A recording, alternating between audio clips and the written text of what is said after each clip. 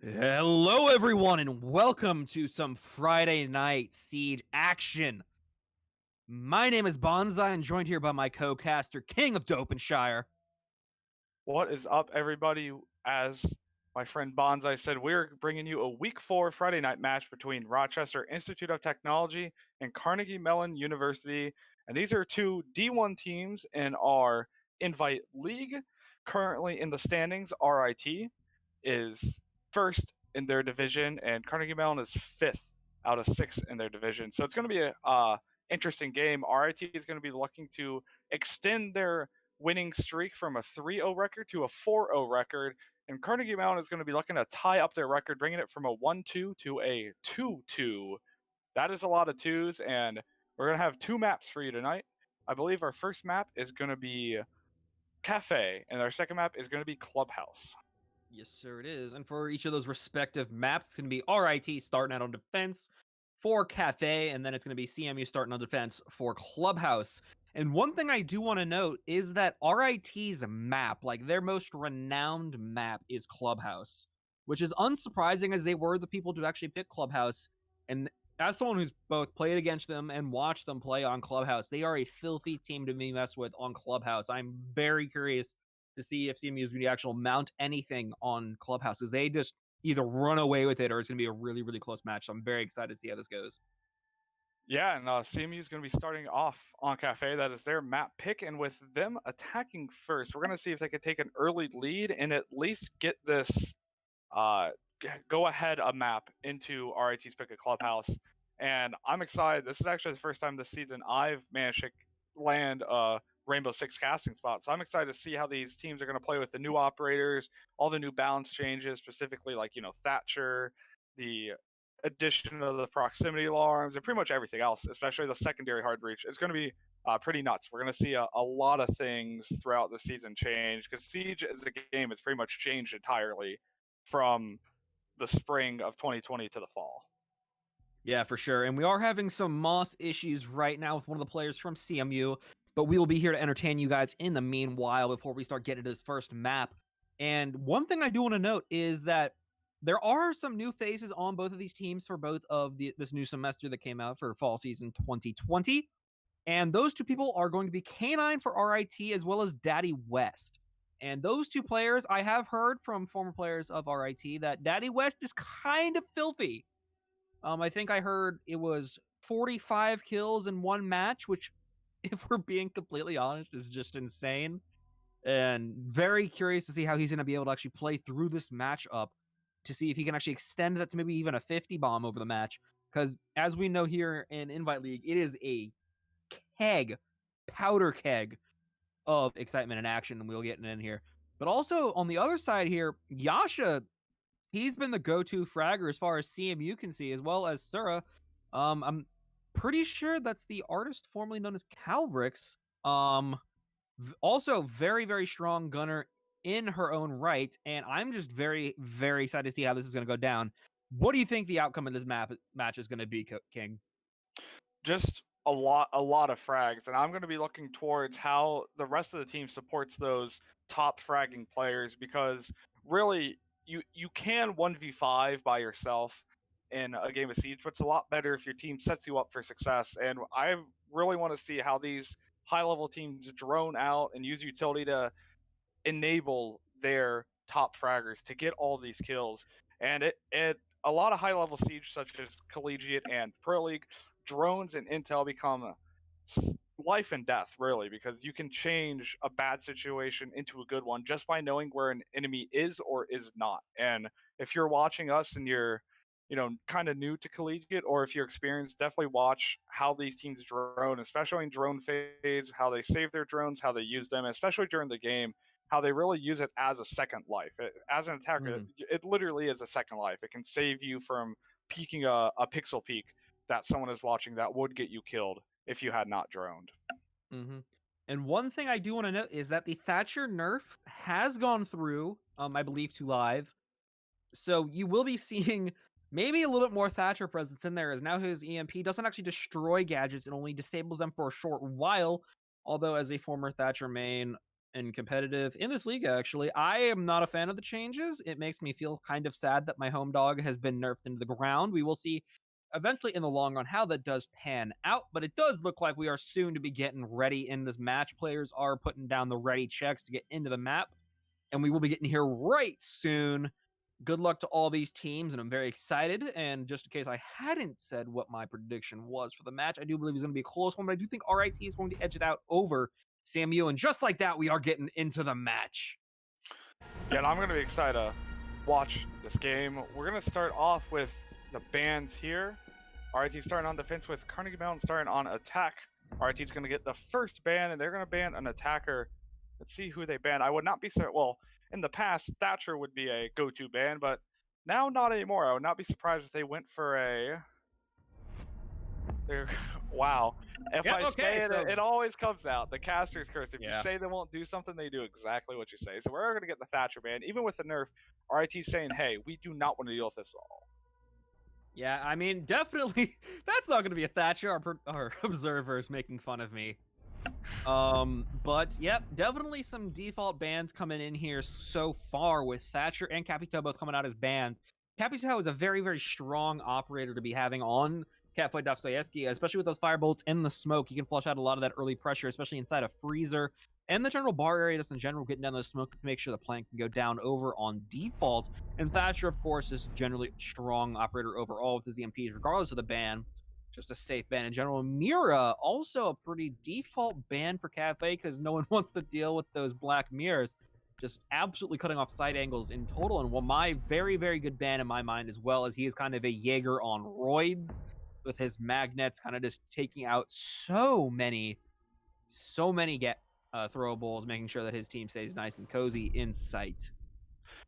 Yeah, and going back to that mirror ban, the third floor site, that cigar, bar, cocktail area, which we're going to see RIT starting at.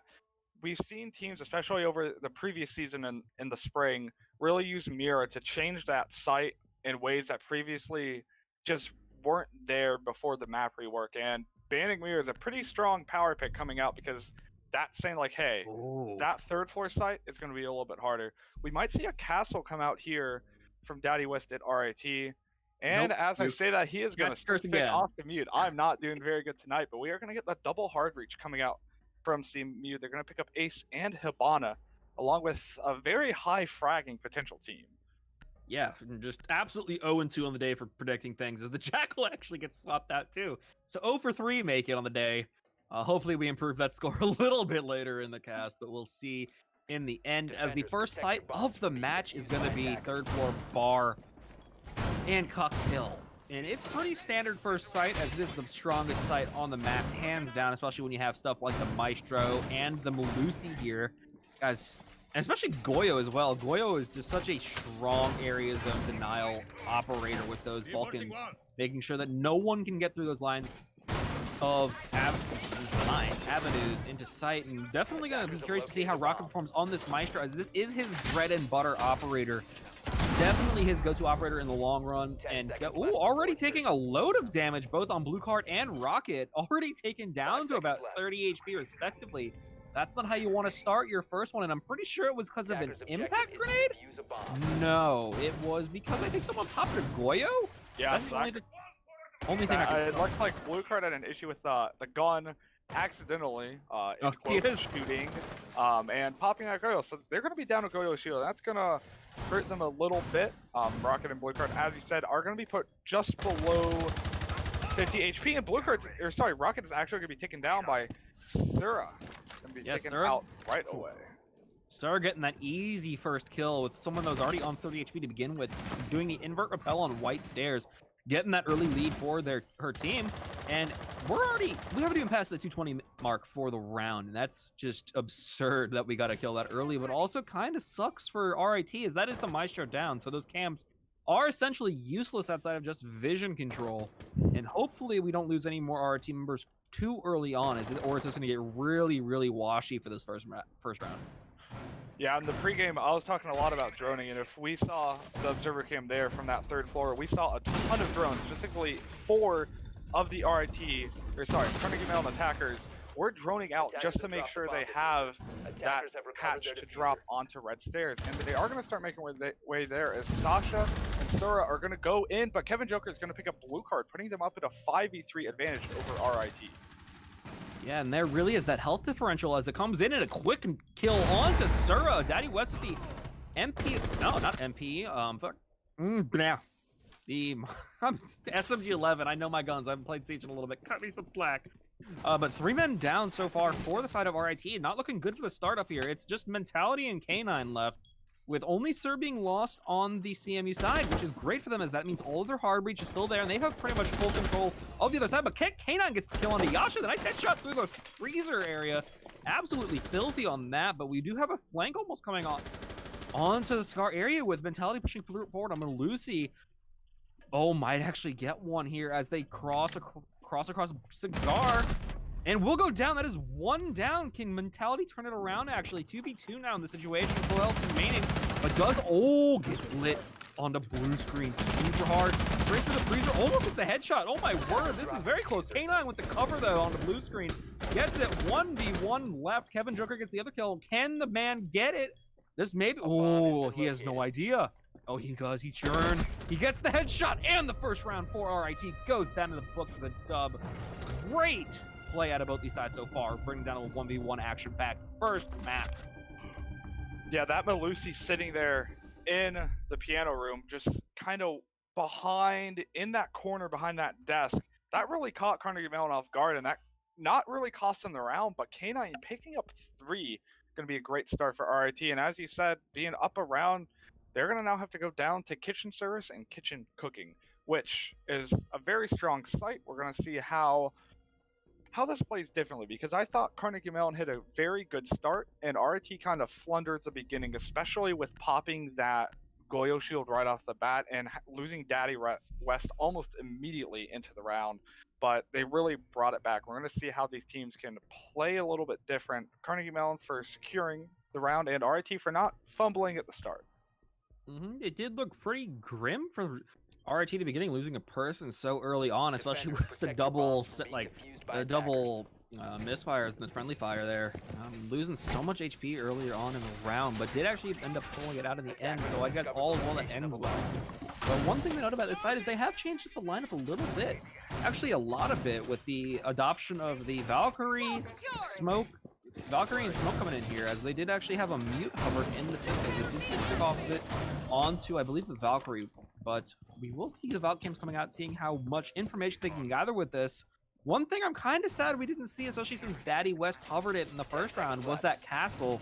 Castle is actually extremely strong, in my opinion, on this site in particular. And you can cut off so many avenues to get into site, because you can only go through it so many different ways. And that's either above through the hatch inside of dining, or through the sides in either bakery, red hall, or freezer. And you make for some really, really strong side angles to be held, but unfortunately we will not see it. But we do see a lot of utility coming out here to try to get those walls denied. Yeah, we saw Daddy West kind of on the white stairs into the fireplace dining room area, reinforcing that wall so the attackers can't get a line of sight onto that stairs and lock it down. Carnegie Mellon is going to start off on the roof and is going to start droning in through the hatch above red stairs, trying to get at least some presence on the 3rd floor. Their drones are going to spot no one out, but Daddy West is actually going to come upstairs, take out a drone. Daddy West has the potential here to get some early kills, especially with K9 there to back them up. This could be what decides the round, is this engagement here on 3rd floor. Oh man, this could be so dangerous with all these RIT players on this 3rd floor. Oh, the peak doesn't net 1, but will get at least a little bit of information and a little bit of damage onto Kevin Joker himself. Sura is well taking a little bit of damage there for her troubles, and now we just got to get full control of the 3rd floor going over to CMU, and this is a great start. They've pushed out all of the RIT presence from the 3rd floor. Now they just have to sit there and kind of deal with this vertical gameplay, and Daddy West actually takes down Sura. First kill of the round going RIT's way this time around. Great start to the second round. Drop the diffuser. Yeah, Carnegie Mellon is going to drop the diffuser. They're going to be switching up a little bit on the 3rd floor. Blue Card and Daddy West are currently holding the dining and mining area, while K9 is going to be taking some shots towards white stairs. But because they have that wall reinforced, they can actually just hang out in the mining room and have a very good fortification on the second floor. Looks like blue screen is going to be droning out still on the first floor, but with just a little over 1 minute left, Carnegie Mellon is going to have to speed it up just a little bit if they want to get or avoid, sorry, a last second push. Yeah, and for sure, it's getting a little bit dicey here as well, since we're getting down to the 50-second mark. And no actual, take it back even dicier for CMU as Daddy West takes down another one on the blue screen. Might actually get another one through the wall. Oh my God. Headshot through the wall. Triple kill for him. And oh, one does drop back for him. Blue card gets another one with the SMG-11 though onto Kevin. Quickly trades out his teammate in K9. But we do have the potential for a quad here with Yasha still remaining, but will go down to blue card. Double kill for him. But oh my word, Daddy West, what a play inside of mining. Yeah, and I like to point out just a little small detail that was caught on the observer cam, probably a lot of you might have missed back home on the third floor when I believe it was K9 was watching that engagement from that like white stairs corridor towards piano room. K9 missed the shots and instead of engaging fell back to a more fortified location on the second floor. He decided that instead of trying their luck, that they're going to fall back with the team and not give up an early frag. And that's pretty smart. In Siege, sometimes the best play is just to not engage and fall back when you can. And that's what K9 did and ended up winning the round with the help of teammates, you know, getting those frags. That's a pretty commanding round from RIT. We're going to go down to reading, or go up, sorry, from kitchen to reading room and fireplace hall, second floor. Definitely what you were saying earlier with the falling off there. Definitely in Siege, just for anybody who may be trying to get used to playing as a roamer. As a roamer, your job isn't always to go out and get frags and just wipe out the enemy team before they even get to steal. But more often than not, your job as a roamer is actually just to deny time and try to distract people from actually coming to site.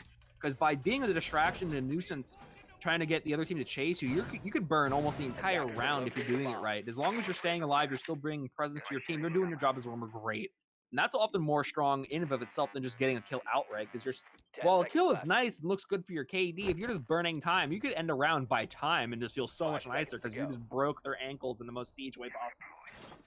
Yeah, Carnegie Mellon spent about a minute, give or take 5 seconds, clearing that third floor, and that's a minute they don't have to clear the second floor, which is really where they tripped up.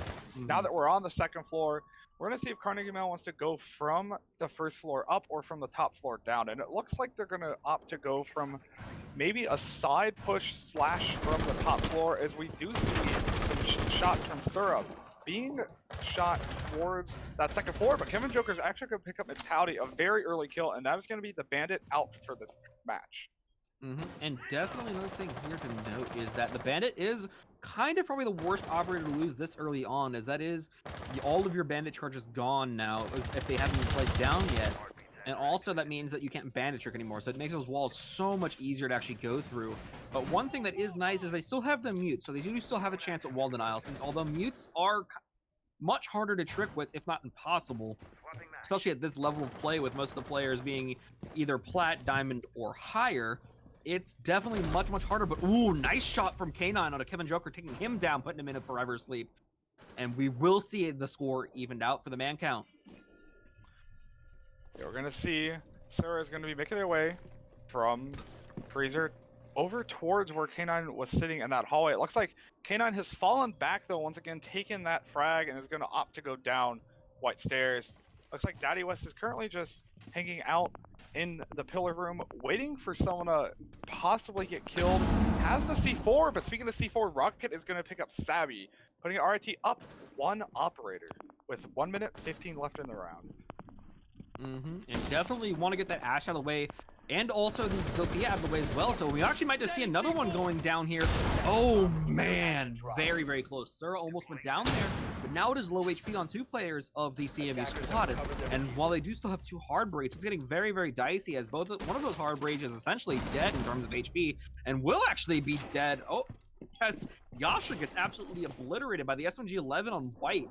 absolute disaster for the CMU squad right now. They only have one hard breach left, 45 seconds to make it happen, but the flank comes through from Daddy West, gets another kill to his name, and now it's a 3v1 situation. Blue screen's left, and now he isn't. He's down for the count, and round 3 goes to RIT. RIT is going to complete a full rotation of sites here, putting them up 3-0 in the match so far. They're going to be able to go back to Cocktail Bar, 3rd floor if they want to. However, they still have other sites unlocked. They will be going back to 3rd floor, and we saw them kind of fumble the beginning here, but we have seen in the past 3 rounds especially how good they are at closing out the latter half of rounds, especially Daddy West sitting at 6-1 and 1 so far. 6 kills, 1 assist, 1 death. That's a 6.0 KD. So that's better than I do. So you cannot shut this man down. I feel like the only way that CMU gets back into this game, at least in a little bit, is they have to get that man very, very quickly. Like, you have to shut him down. He is tearing apart your entire team, especially just that mining play alone. A triple kill, which was half of his kills, mind you, but this is 6. He's averaging 2 kills a round. Actually, he is getting 2 kills a round just by straight math. And now we have a return to the 3rd floor as the site lock has opened it back up. And hopefully this time around we do not get 140 damage done to teammates before prep phase is even done. Looking at you, blue card, for that, hopefully. But we will see, hopefully, a CMU comeback here, as they did have a strong showing for the first time around on this, actually taking it down to 1v1, which is better than pretty much any other site take they've had so far. And very curious to see if they can actually translate that early success in that first round into a round win for the team. 10 seconds remaining. It's going to be interesting here how this plays out, because if RT wins this, they're in a commanding 4-0 spot, and going 4-2 on defense is generally what you want to do. You want to win at least 2/3 of the rounds in your 6th round half, but the more they can win, the better. Going 5-1, even 6-0 on defense, that's ideal, because that puts you in the danger zone where you're 1 round away from winning, and once you're at 6 rounds, you guarantee a tie for the match, and that's very good. Right away, you're going to Sura rappelling up to that 3rd floor white hallway, is going to shoot in, but it's not going to find anyone there, as there are no RIT defenders to be found. Daddy West might be looking for an early C4 kill, but is going to opt to go back towards the skylight and just kind of see where everyone is, as Sura is going to open up that hatch. Yeah, we do have actually 2 people spotted on the cardiac sensor on Skylight. So Daddy West might decide to throw his nitro here, get a little aggressive, but it could be equally disastrous for him. Oh, man. Oh, the flashbang comes out. The nitro might come out soon to follow. He might get 1 or 2. Oh, man, I think the nitro got shot out of the... Nope, never mind, goes off. This took a little bit longer to get up there than I thought it would. But nonetheless, that is a gain of nil, so all is well in the camp so far. But we do see Daddy West looking for it. And a nice angle from Bench getting held here onto the window from blue card. And nothing else of note has happened yet, but we will see some action shortly, as it does look like CMU wants to drop through New Hatch. Yeah, Daddy West took a little bit of shots there when we were looking at some of the other RIT defenders. Not enough to put them at a big disadvantage. We do have Kevin Joker now in the 3rd floor. Now that CMU is in the building, they have a chance to gain some ground here. It looks like they have most of control of piano room, but blue card is chilling in that hallway and is going to have some long angles, especially with that shield. It's going to look away, but it's actually going to fall back just in time to avoid some shots. With the flashbang going out, we're going to peek back again. Flashbang coming in and going to pop the go shield and retreat with 1 minute 10 left in the round. Yeah, and with 1 minute 10 left in the round, and absolutely almost no sight taken so far. As far as, oh, never mind. Kevin Joker is very far ahead on that site. He might just, almost gets the kill. That was dicey, but instead trades his own life for that as Rocket takes down Kevin Joker, quickly followed by Yasha trading out for his teammate going down, evening out the man count. But ooh, Ash is down. That is 1 down and another down. Oh, kills flying down everywhere. 2 versus 4 right now. 2 versus 3 in actuality, as Sebiko is still down with 35 seconds left on the clock, roughly. And now we do have someone going for the revive. Blue card is watching that TCSG 13, but the nitro does go out. Might actually kill through the wall. Nothing though. Gwen goes down. Oh man, it does go down, but nearly stopped. Another kill goes down on the round. Blue card goes for 1, 2. Double kill on the round for him. 2v2 situation left. Plant is down though, so it is on the defense here to get this plant defused. And oh, we might see a triple coming out of blue card here. If he peeks a little bit further, might see Sledge. Sledge is nowhere to be found. Not even seen on the screen. But X-Ray does show that he is there, and does get the kill instead. Sura gets the one onto blue card, and Daddy falls. And there is the first round for CMU. Yeah, that's interesting because we were talking about in the pre-round screen how taking out Daddy West was the key for Carnegie Mellon winning, and instead here they did the exact opposite. They didn't take them out until the very last second. Instead, they're like, oh, they're on second floor roaming. We're just not going to worry about that. Having Daddy West lose that C4 early on really relieved a lot of pressure off of CMU. They no longer have to worry about that cardiac sensor nitro combo from below that would devastate a plant. And they managed to actually get a good amount of site control just when they needed it to and cut off rotations for Daddy West, winning Carnegie Mellon their first round. We're going to go back to Bar Cocktail, and I want to see how RIT is going to change it up. We're going to have Daddy West take up the mute instead of the pulse on this one. And I do like this change up. Pulse, while being a great vertical player as an op, as his cardiac sensor pretty much tells you spot on where they are, I do like the change up for the mute, as wall denial was a massive thing for that last round when CMU actually got their first round. Is they actually opened up most of Freezer and got some pretty insane sightlines going. And of course, we did have actually multiple people, I think, from RIT playing on the second floor with just trying to go for that vertical play through the floor onto the plant, but that actually did end up letting the plant go down and making a 2v2 situation, which eventually got won by CMU. And I did say that this was the strongest attacking site for CMU, judging off of the previous performance we've had in this match, and it only did pan out for them, getting their first round on it, and they just need to see if they can continue to keep this rolling here and see if they can catch up to make the half 3-3 half instead of what it was looking like 6-0, 6-1 half, or 5-1 half. I can't count. RIT is going to pick up 3 nitro cells, so they're going to have a good amount of explosive utility coming out here. Combined with the Goyo shield, they're going to have a lot of area denial in terms of just burst damage, just sudden explosions, fire, pretty much everything you can want. Those mute jammers from Daddy West are gonna cut off some critical points, and is gonna help them a lot secure that spot where blue card is holding, looking into piano room from that white hallway. We're gonna sort of open up the red hatch, and I believe we had I believe it was K9. Yeah, K9 is all the way downstairs. Looks like it's gonna maybe go for the run out here. Maybe, and I would be very surprised if he did. I mean, where the enemy is, where CMU is positioned right now, I don't think that he's going to be able to get anything out of it. But it is looking kind of saucy right now, as if he does jump out AC, he could get something. But nonetheless, it does not seem like he's going to go for it, or at least not in anytime soon, as he's just hanging out in trains right now.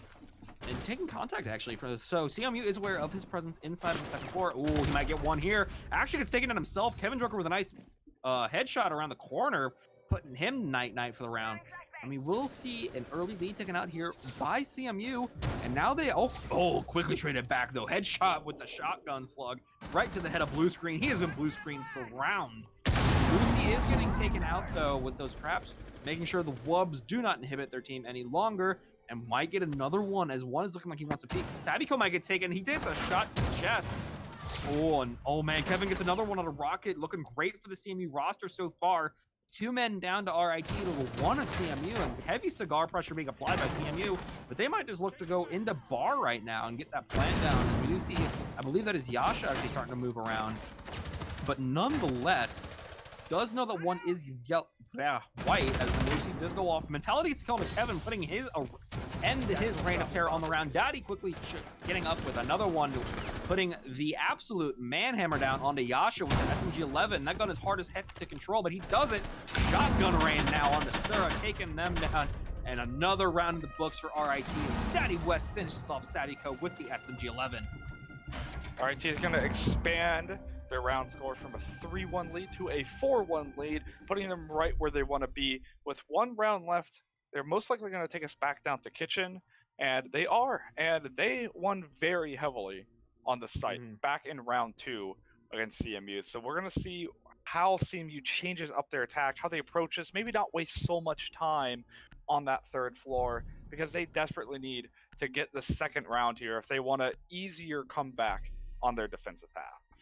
For sure, and especially when Daddy West is putting on such a huge performance right now. 9-1-2 on the game for him.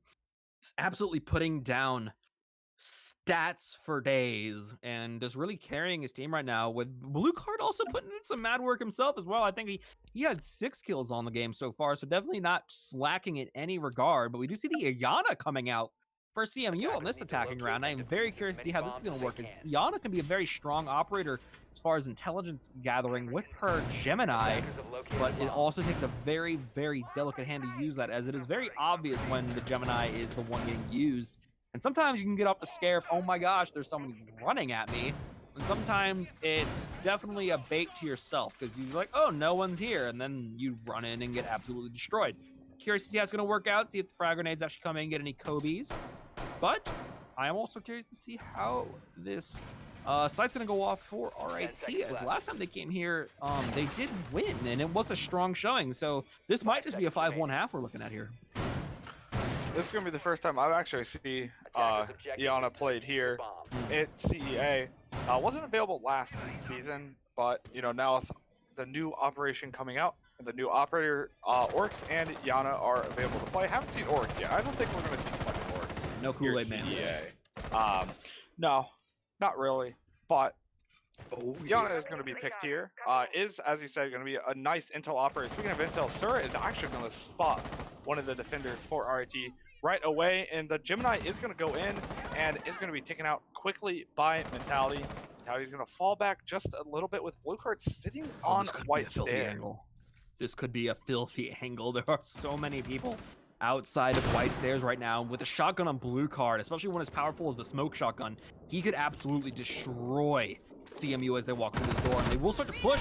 Immediately, Sir gets killed into Daddy West, putting him down early in the round, but there is patience in Blue Card on these white stairs. No moves yet, but he is thinking about going for it. He might have made noise as the CMU roster starts to work their way upstairs, but oh, he has a nice angle on white. They check it, but not completely, so they have no idea that Blue Card's there right now. Blue Card's still waiting patiently, but Yasha gets taken down, but I don't even know who. K9 taking down Yasha, so probably him, as the pressure gets applied. Rocket, another kill on the Sura. It is falling apart for CMU roster here as the peak comes out for Mentality, but does get taken down by Blue Screen. Habana gun too strong. Oh, but Blue Card makes his move. He pushes forward. He might get a kill here. Oh, with how this round is going for CMU, this would be the nail in the coffin for this round. Absolute mayhem, and he does get the headshot on the Sabiko, taking it down to SMG-11. 3v2 right now with a revived Kevin Joke. Actually, no, never mind, but the Blue Screen gets another kill. He's on a rampage this round. Brings it to a 2v2 for his team, but low health on the side of CMU could spell disaster for them as they start to push up through the bar area. And there is one in Coates. They don't know.